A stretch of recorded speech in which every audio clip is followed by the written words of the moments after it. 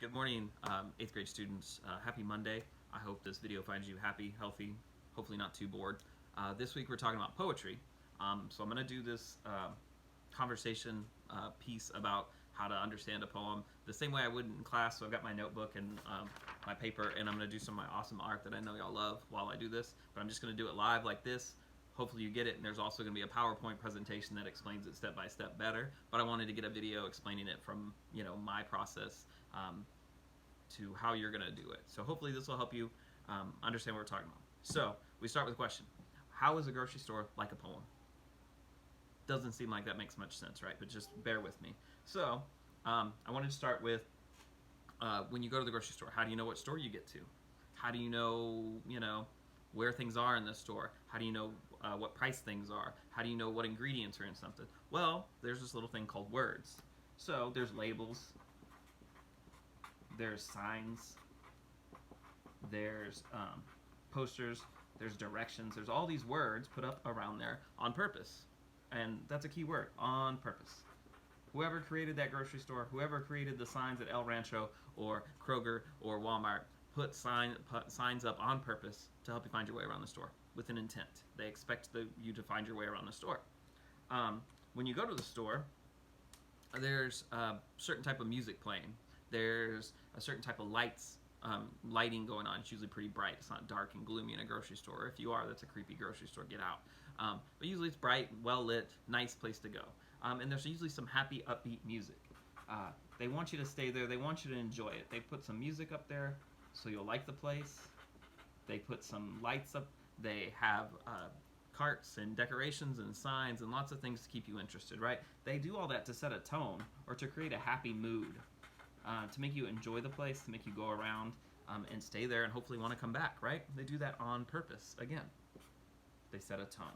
Sorry, I'm looking back and forth to my notes. I'm trying not to go too fast. Then there's things that make different stores different. If we were in class, I would ask you what makes El Rancho different from Walmart, or what makes Target different from Walmart. And you could say things like, Walmart always does things with blue, or they have that little smiley face guy on everything. Target does everything with red, or they have that little Target dog. They're laid out differently. They appeal to different demographics.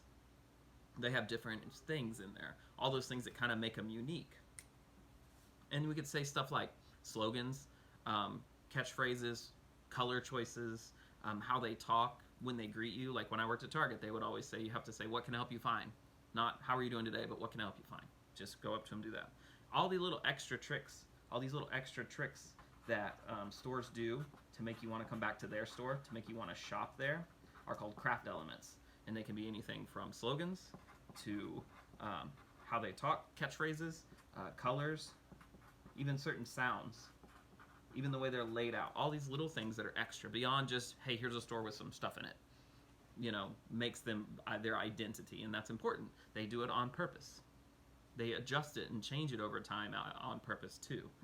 So then we get down to when you go to the grocery store and you walk in the store, they have all these things that you like. If we were in class, I would ask you, what do you shop for when you go to the grocery store? And you would tell me Takis, Hot Cheetos, Monster Energy drinks, and all those other healthy things that y'all like to eat.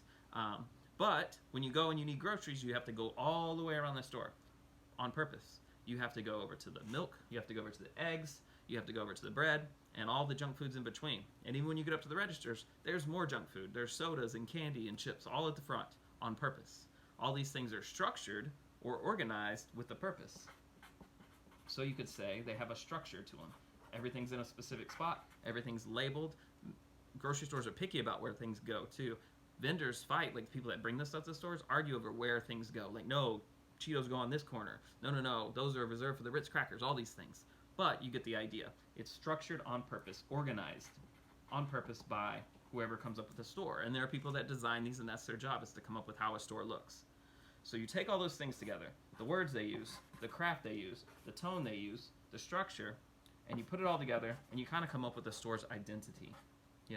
Their identity as a store, their goal. Well, you know what a store's goal is: to make money, serve the community, help us out.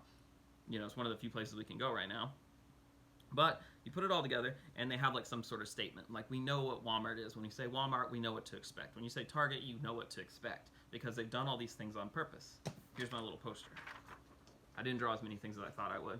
But I got words, I got tone, and this may be backwards when I post it online too. Words, tone, craft elements, like, those extra things they throw in, the extra tricks. Structure, how it's organized, and theme. Or identity. Which identity for this purpose because of it being a store. So then I get to the idea of like, how is a grocery store like a poem? And that really, well, let me tell you. When you read a poem, it has a bunch of words in it, right? And those words are organized on purpose to create some feeling, right? But if you don't understand the words in a poem, you're not going to understand the poem, right? So the first thing you have to do when you read a poem is understand all the words. Next, you have to look at what kind of tone they're going for.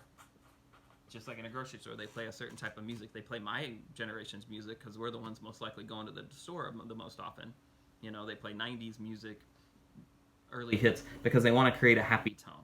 So the author in a poem wants to create a tone as well. And when you read through a poem a couple times, maybe the second time, you start getting the tone. You get the feeling, the emotions that the author wants you to feel as you read it. It could be sad, could be happy, could be frustrating, anger, whatever emotion they're trying to put out there. You need to identify it once you understand all the words in the poem. The next thing is you look at all the extra things that a poet does. They write poems in crazy ways. They write on one side of the paper, not on the others. They break it down into stanzas. They rhyme. Some of them don't rhyme. They use short lines, long lines. But all these little elements, all these little tricks of the trade, all these little extra things are there on purpose. And it's our job to notice them. Again, on purpose, with intent, to reveal something. Then you look at how it's organized. Poems are organized in a specific way, in stanzas. But they also might have like short stanzas, long stanzas. They may write on the right. It may just be a tiny one. It may be 10 pages long. They all have a little bit different structure, so they're unique, just like a grocery store. They all serve the same purpose, but they go their different ways. So you want to look at the structure and organization. And that's a real quick one because you might just think, it's a poem. Does it rhyme? No. Is it really long? No. Is it short? Are there any other unique things about how this author who created the poem put it together? And if you got all those, if I understand all the words in a poem, I understand what tone they were going for, what emotion they were going for because of the word choice they used, what words were important. I understand the craft elements they used, like the extra things to make the story more interesting. Then I can kind of look at how it was organized, and I should be able to come up with, once again, a theme. And a theme in a poem could be just like in a fictional short story where it's a lesson they want us to learn about life or something they want to reveal, or it could just be a statement that they want to make. Like the stores, their statement or their identity is, hey, you should shop here, right? This is the best place to shop. You're going to get the best deals. You're going to buy stuff. But a poem has a different theme. Usually it's about, expressing an emotion, a feeling, or something that they think should be changed in the world, just like we talked about in all our dystopian fiction about how, the world should be different because of this. When you read a poem, think the author, what does he want us to realize or think about what he's expressing? So we get to the theme, and that's the heart of it. That's, if you understand the theme of a story, you understand the poem. It usually takes 3 to 4 times to read it and get it. But then you end up with something like this. This is called the analysis pyramid. I'll post this online too with more specific details. It'll also have a PowerPoint going along with it. Thank you, Coach Mathisen and Ms. Gandara, for working on that PowerPoint. But it just goes step by step. Read it once, understand the words. Read it again, understand the tone. Read it again. Look for any craft elements, any similes, metaphors, anything that they did extra, because that's usually important. Look at how it's organized. Read it one last time. Put all those pieces together. You understand the theme of a story. Okay? So, I know that maybe went a little fast, but it's going to be posted up online for you to go through on your own pace. But now I want you to look at my little examples on here. Read the little PowerPoint put together by Coach Mathisen and Ms. Gandara.